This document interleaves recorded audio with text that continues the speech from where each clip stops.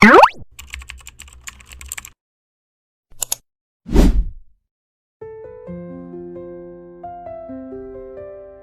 semua, kamu lagi nonton Layar Motion, tempat kita bahas pelajaran hidup dari Kartun 16. Di episode kali ini, drama makin gila karena pernikahan orang tua Jen dan Jonesy justru kacau balau gara-gara ulah anak-anaknya sendiri. Dari ruangan ganti yang bikin malu, pesta yang berantakan, sampai tuduhan pencurian yang salah sasaran. Satu drama di ruang ganti. Saat Jen mencoba dress di toko, ia bertengkar dengan Jonesy soal warna dan tema untuk pernikahan orang tua mereka. Tiba-tiba adik Jonesy, Robbie, masuk ke ruang ganti tanpa sadar dan mengintip. Jen kaget lalu menendangnya sambil berteriak pada Jonesy untuk menjaga adiknya. Ow! Jonesy, control your brothers! Masalah makin parah ketika Jonesy secara nggak sengaja membuka gorden ruang ganti dan tanpa sadar memperlihatkan Jen yang setengah telanjang. Jen teriak marah dan masuk lagi ke bilik sambil mengumpat.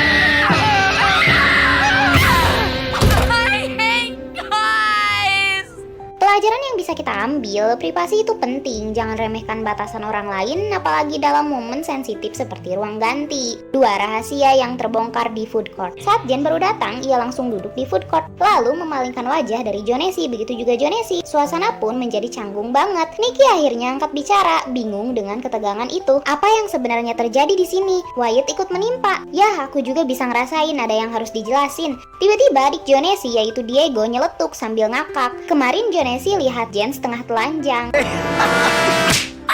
Semua langsung terdiam. Nikki refleks menampar si adik sambil menunjuk tajam. Lu harus respect sama kakak angkat lu. Jonesy yang panik langsung buru-buru klarifikasi sebelum kena tampar juga. Itu kecelakaan, aku serius, aku nggak lihat apa-apa, sumpah. Namun kakak Jen malah menambah keruh suasana dengan komentar iseng. Ya baguslah kejadian ini sekarang, bukan setahun 2 tahun lagi. Soalnya sekarang lu udah mulai tumbuh juga, Jen. Jen yang sudah benar-benar kesal akhirnya berkata, bisa nggak sih kita nggak usah bahas itu? Pelajaran yang bisa kita ambil, jangan mempermalukan orang lain apalagi di depan umum. Rahasia atau kejadian memalukan bukan bahan lelucon. Acara ganda di Green Me. Masalah makin kacau saat acara bridal shower dan stag party diadakan di tempat yang sama, Green Me. 2 acara sakral berubah jadi kekacauan karena campur aduk musik keras, minuman, dan suasana ricuh. Pelajaran yang bisa kita ambil, persiapan dan koordinasi itu kunci. Kalau nggak jelas pembagian tempat dan waktu acara penting bisa berubah jadi bencana. 4. Nikki versus tuduhan pencurian. Saat Nikki sedang teleponan dengan Jen, para cons memperhatikannya hingga Nikki menutup telepon. Tiba-tiba mereka menuduh Nikki menyembunyikan sesuatu di sakunya. Nikki menjelaskan itu hanya bandana untuk dekorasi pelanggan. Tapi cons tetap curiga. Mereka bahkan menegaskan, kami memperhatikanmu sebelum pergi. Keesokan harinya ketika Nikki baru masuk kerja, cons langsung menyeretnya ke ruang khusus. Mereka menuduh ada top biru yang hilang dan memaksa Nikki menggunakan tas transparan agar bisa ngecek semua barang bawaannya. Nikki terpaksa menurut meski merasa dilecehkan. Hari ketiga saat Nikki sedang melipat baju, cons kembali mengawasinya dengan tatapan tajam. Nikki kesal dan berkata, "Stop, jangan liatin aku terus." Namun bukannya berhenti, fitnah malah makin parah. Ketika seorang pelanggan bertanya soal baju hadiah untuk wedding shower, Chrissy langsung menyela dengan komentar kejam. Hati-hati, dia tipe orang yang bisa nyolong tas. Nikki hanya bisa marah dalam hati, merasa dipermalukan di depan pelanggan. Yang tidak diketahui Nikki, sebenarnya Stanley lah yang mencuri label gun di kaki ban dan menempelnya di kursi kafe. Namun Chrissy justru menyuruh Ron untuk terus membuntuti Nikki, bahkan sampai ke toilet, membuat Nikki semakin tidak tahan hingga akhirnya ia memutuskan keluar dari kaki ban.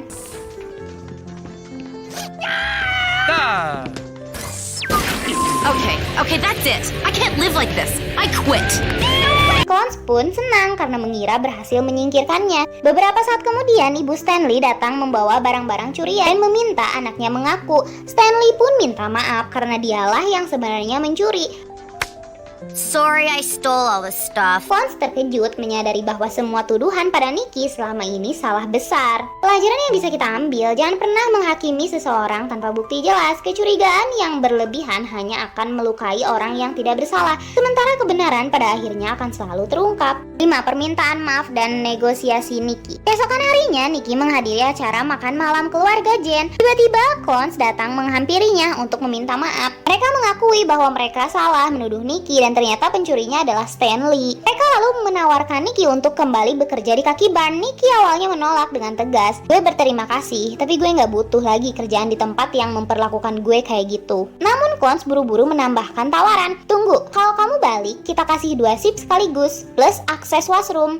Nikki mulai tertarik, tapi dengan gaya khasnya ia menegosiasikan lebih. 3 shift. Clone pun akhirnya setuju, dan Nikki kembali dengan posisi yang lebih menguntungkan. Pelajaran yang bisa kita ambil, ketika ada yang salah menilai kita, jangan takut untuk tegas mempertahankan harga diri. Namun jika kesempatan datang kembali, berani untuk bernegosiasi bisa mengubah keadaan jadi lebih menguntungkan. 6. Latihan makan malam berubah jadi perang. Di acara latihan makan malam, Jen berpidato, tapi setelah selesai, ia sengaja menumpahkan minuman ke adik Jonesi. Situasi makin panas sampai berubah jadi perang lempar makanan. Akhirnya orang tua mereka memutuskan menunda pernikahan sampai anak-anaknya cukup dewasa buat nggak bikin onar.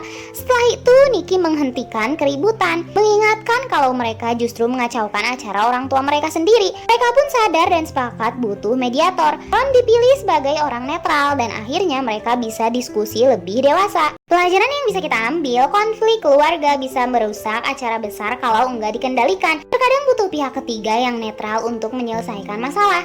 7. Kesepakatan dan akhir bahagia.